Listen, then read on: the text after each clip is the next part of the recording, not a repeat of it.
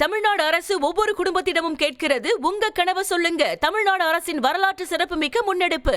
கடலூரில் போகி பண்டிகையையொட்டி கொளுத்தப்படும் பழைய பொருட்களால் காற்று மாசு ஏற்பட்டுள்ள நிலையில் பொதுமக்கள் வாகன ஓட்டிகள் கடும் இன்னலுக்கு ஆளாகியுள்ளனர். கூடுதல் விவரங்களை செய்தியாளர் பாரிவள்ளல் வழங்க கேட்கலாம். பாரிவள்ளல், வணக்கம். முழு விவரம்.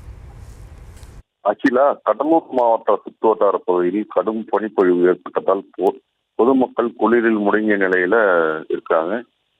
கடலூர் மாவட்டத்தை பொறுத்த வரைக்கும் பாத்தீங்கன்னா, இன்று அதிகாலை முதலே போகி பண்டிகையானது சிறப்பாக கொண்டாடப்பட்டு வருகிறது. பொதுமக்கள் தங்கள் இல்லங்களில் உள்ள பழைய பொருட்களை எரித்து போகியை கொண்டாடி வர்றாங்க. இந்நிலையில பாத்தீங்கன்னா, இந்த காலை முதலே பனிப்பொழிவு அதிகமாக காணப்படுவதால் இந்த பனிப்பொழிவுடன் இந்த புகை, அதாவது போகியில் எரிவூட்டப்பட்ட பொருட்களின் புகையும் சேர்ந்ததுனால மாவட்டம் முழுவதுமே புகை மூட்டமும் பனிப்பொழிவும் அதிக அளவில் காணப்படுது.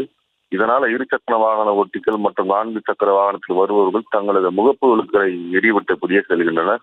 தற்போது 8 மணி ஆகியும் இந்த பனிப்பொழிவும் புகை மண்டலமும் அதிக அளவில் இருப்பதனால கடலூர் மாவட்டம் முழுவதுமே இந்த சூழ்நிலை ஏற்பட்டிருக்கு.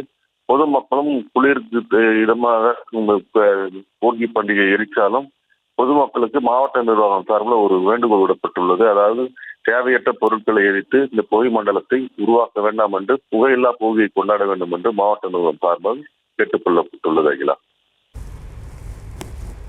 விவரங்களுக்கு நன்றி பாரிவள்ளல். தமிழ்நாடு அரசு ஒவ்வொரு குடும்பத்திடமும் கேட்கிறது உங்க கனவு சொல்லுங்க. தமிழ்நாடு அரசின் வரலாற்று சிறப்புமிக்க முன்னெடுப்பு.